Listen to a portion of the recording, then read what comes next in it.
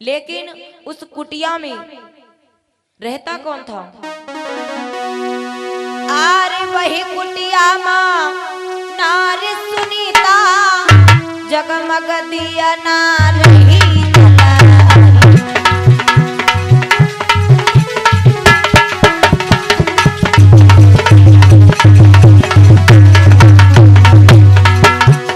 वही कुटिया माँ नारी सुनीता, जगमग दिया नार ही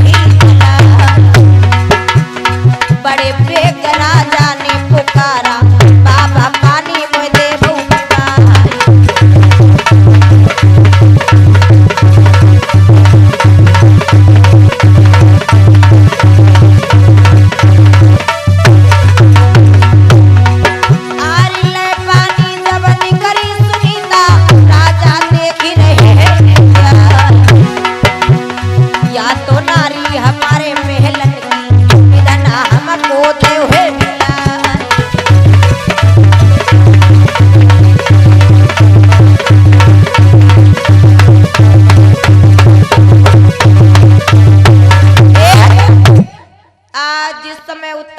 राजा उस झोपड़ी के पास में पहुंचे। दूर से आवाज लगाई, बाबा थोड़ा सा पानी हो तो पिला देना। महारानी के कान में जैसे ही आवाज गई, महारानी जल को लेकर के बाहर निकली। लेकिन महाराज ने जब सुनीति रानी को देखा, बड़ी आनंदित हुए, बड़ी प्रसन्न हुए। क्यों? ऐसे समय में हमें हमारी रानी मिल गई। पानी को पीते हैं, प्यास बुझाते हैं। महाराज का पहले ही प्रण था कि जहां पर मेरी प्यास बुझेगी, क्षुधा बुझेगी, वहीं पर मैं रात्रि भर विश्राम करूंगा। बताया गया है महाराज उत्तानपाद उसी जगह पर महारानी के साथ झोपड़ी में आराम से पूरी रात बिताते हैं। बताया गया है हिलमिली राजा सुतैरे से जानिया,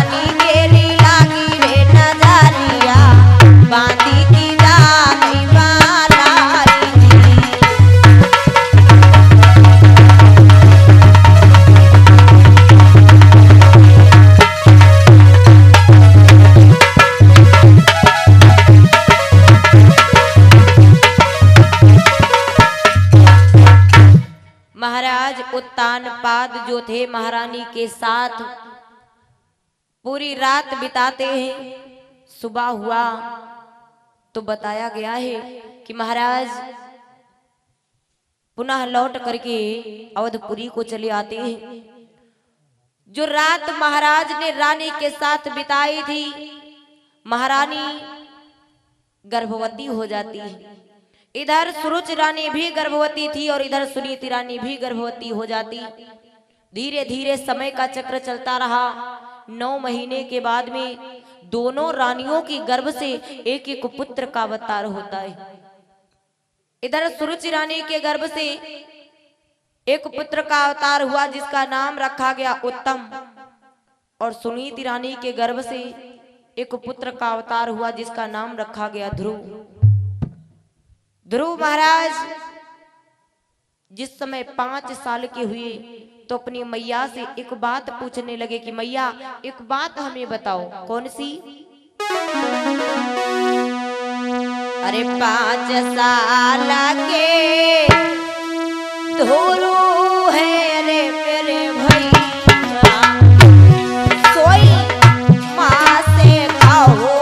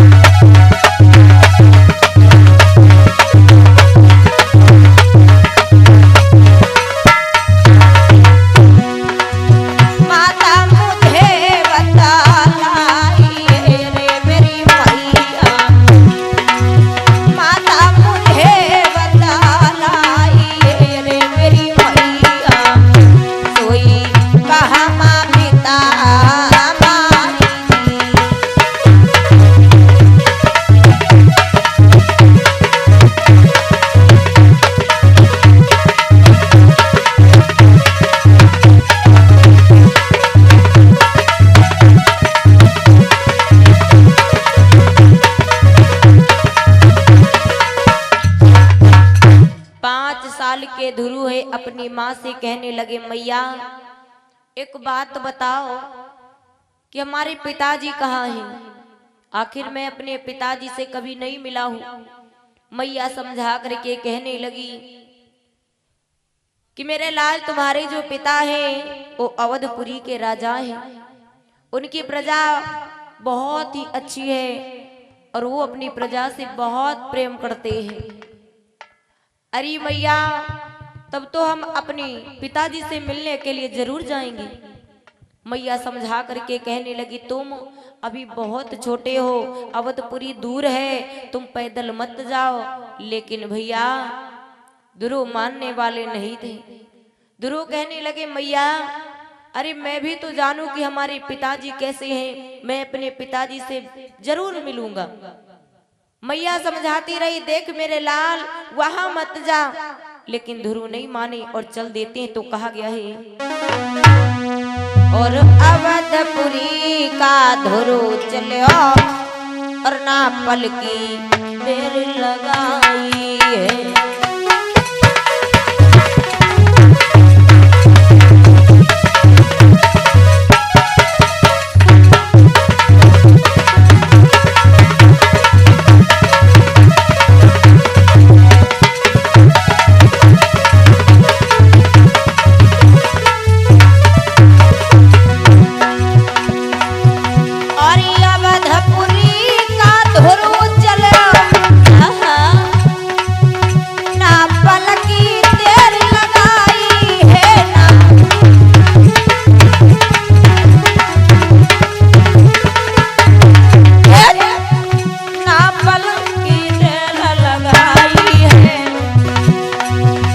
और सिंहासन पर बैठी पिता,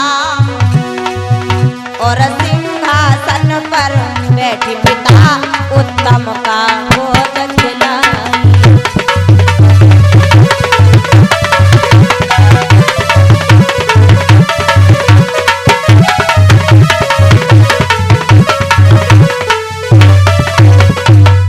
आज इस समय ध्रुव महाराज अवधपुरी में पहुंचे।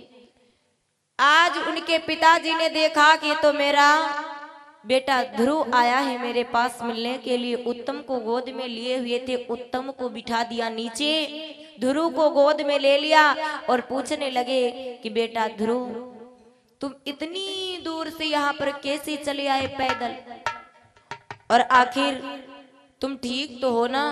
तुम्हारी माँ कैसी है? घर में सब कुशल मंगल तो है। ध्रुव कुछ बोलने ही वाले थे कि छोटी मैया आ गई, महाराज की छोटी रानी सुरुचि आ गई। उसने देखा कि आखिर हमारा जो पुत्र है, हमारा जो लाल है, उसे नीचे बिठाया है और ये महाराज हमारी सौत के पुत्र को गोद में लिए हैं। तुरंत ही आज ध्रुव को गोदी से छीन लेती और पृथ्वी पर गिरा देती और कहने लगी, अरे तुम कैसे महाराज की गोदी में बैठ गए?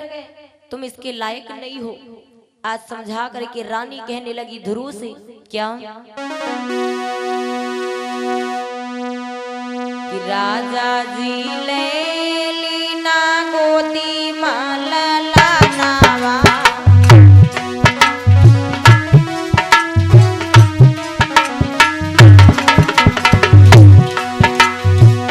राजा जी ले लीना गोदी माला लानावा, छोटी रानी मोहती आई।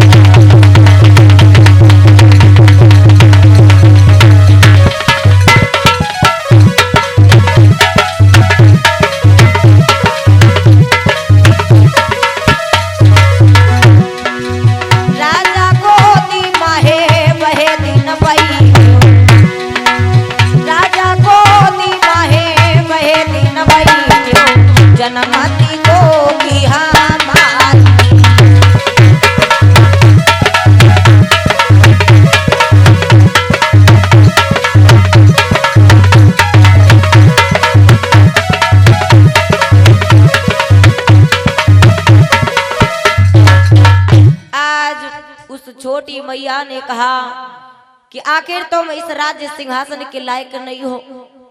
अरे तुम तो एक भीख मांगने वाली औरत के लाल हो, पुत्र हो, तुम इस राज्य सिंहासन के लायक नहीं हो, चले जाओ, दोबारा मत आना। और हाँ, उस दिन मन में विचार करना कि मैं राज्य सिंहासन के लायक हो जिस दिन तुम हमारे गर्भ से, हमारी कोख से अवतार लेना। चले जाओ, दोबारा लौट करके दिखाई मत देना।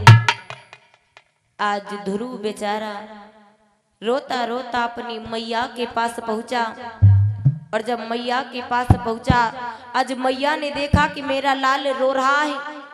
पूछने लगी कि बेटा आखिर तुमको किसी ने कुछ कहा हो तो हमसे बताइए, क्या हुआ, तुम क्यों रो रहे हो? तो ध्रुव कहने लगा कि मैया सुनो, मैं क्यों रो रहा हूं कि रोई रोई कहती ध्रुव सुकुमार और मैया मोई मौसी ने मारो।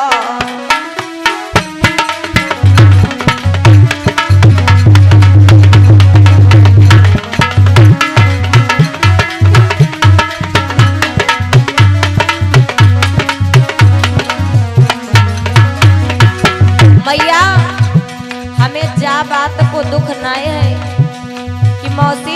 मारो है। दुख तो मैया जा बात को है कि हमें मौसी ने मारो, पर पिताजी ने कुछ नहीं कहा। मैया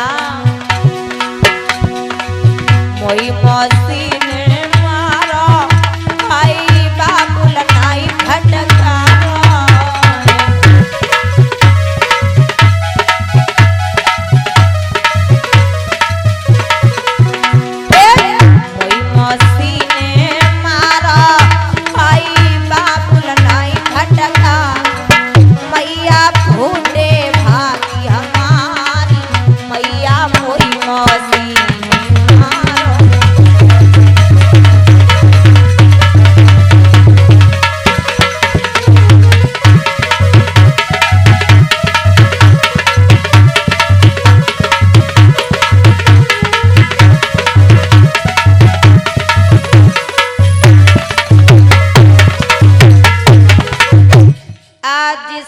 मैया पूछती है कि मेरे लाल, तुमको किसी ने कुछ कहा है, हमसे बताओ आखिर क्या हुआ है।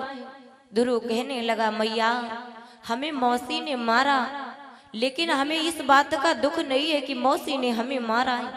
दुख तो जा बात को है मैया कि मौसी ने हमें मारा और हमारे पिताजी जो थे वो बैठे रहे।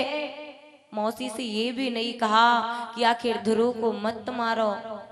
मैया एक बात बताओ, छोटी मैया ने ये बात कही है कि तुम राज्य सिंहासन के लायक नहीं हो, जो सबसे ऊंचा आसन हो। मैया उसके बारे में बताओ, आखिर सबसे ऊंचा आसन कौन सा है।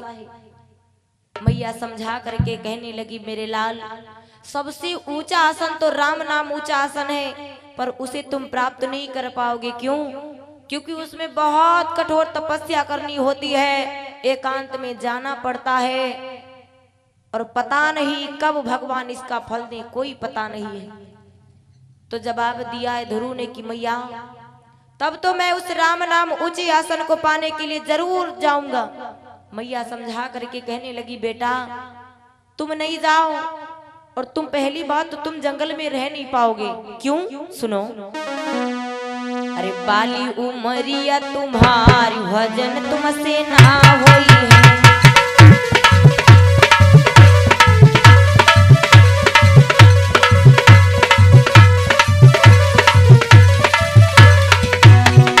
मैया बोली है ध्रुव से कि मेरे लाल ना होई है, ना होई है, ना होई है बेटा, ना होई है।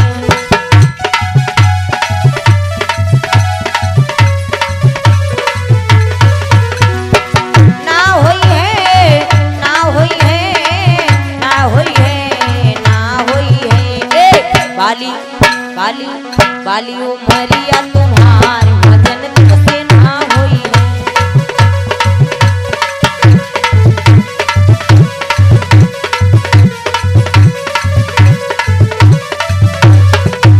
और जंगल माँ तुम रही नहीं पई हो, गर्मी परी खा सही नहीं पई हो।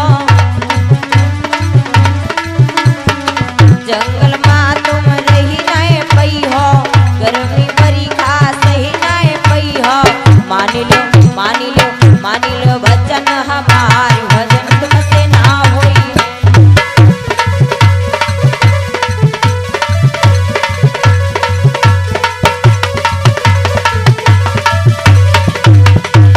आज मैया ने समझाया कि मेरे लाल तुम ये घर छोड़ करके और हमें छोड़ करके ना जाओ कहीं। ध्रुव कहने लगा, मैया अरे कोई अच्छे रास्ते पर चलता है तो क्या उसकी माँ मना करती है? मैं भी भगवान का भजन करने के लिए जा रहा हूँ, मैया मुझे मना मत कर। अरे मैया तू ये बात सोच ले मन में कि हमारे गर्भ से कोई पुत्र पैदा ही नहीं हुआ, और हमारा और आपका मिलन जितने दिन का था मैया वो हो चुका है। और ये अवधराम भैया जी की तरफ से 21 मुद्रा, माता रानी भंडार भरती रही, यही कामना और आकांक्षा है। आज ध्रुव अपनी मैया से कहने लगा कि मैया कि आरे की समति में मिलना मैया थोड़ा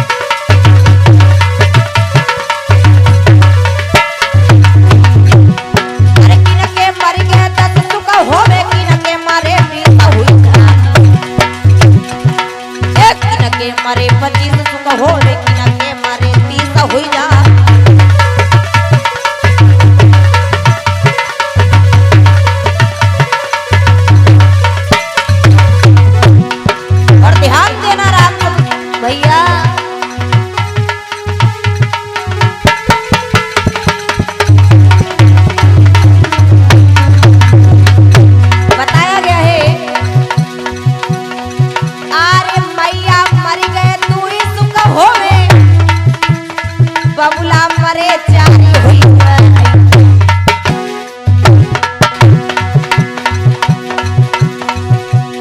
बहन के मर गए 6 सुख हो भैया मरे 8 हुई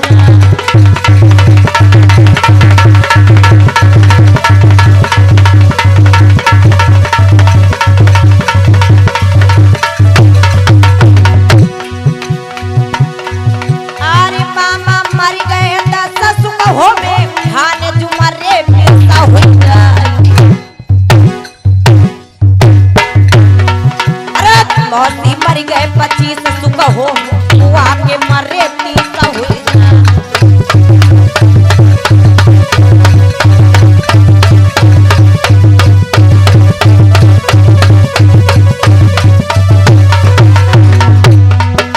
बहुत लोग सोचते होंगे कि खुशबू जी ने तो पूरा कुरमई मार डाला हो, लेकिन ऐसा नहीं बताया गया है।